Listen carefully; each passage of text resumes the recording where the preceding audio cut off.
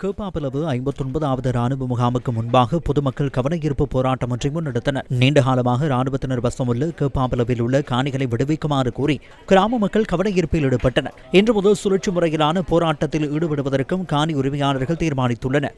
எந்தவித நாங்கள் அவகாசமும் கேட்கவில்லை, எங்களுக்கு எந்த பதிலும் நாங்கள் உங்களிடமிருந்து எதிர்பார்க்கவில்லை.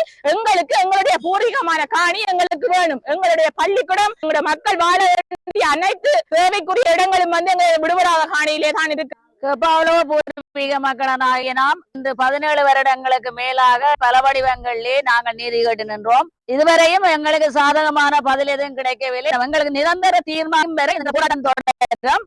இதேவேளை கிளிநொச்சி மாவட்ட செயலகத்தில் நடைபெற்ற காணி விடுவிப்பு தொடர்பிலான நேற்றைய கலந்துரையாடலில் வடமாகாண ஆளுநர் கருத்து தெரிவித்தார். வடமாகாணத்தில் ராணுவத்தினர் காணிகள் விடுவிக்கிறது பெருமளவு நிறைவேற்றிருக்கிறது. தொடர்ந்து அது முன்னேற்றம் தொடர்பான அரசாங்கமும் இந்த காணிகளை விடுவிப்பதற்கு ஆர்வமாக இருக்கின்றது. அது தொடர்பாக மாவட்ட செயலாளர்கள் மற்றும் எங்களாலும் கோரிக்கைகள் விடப்பட்டிருந்தன. அந்த கோரிக்கைகளின் அடிப்படையில் அவர்கள் அதை பாதுகாப்பு கவுன்சிலுக்கு சமர்ப்பித்து அதை நடவடிக்கை எடுப்பதாக உறுதியளித்திருக்கிறார்.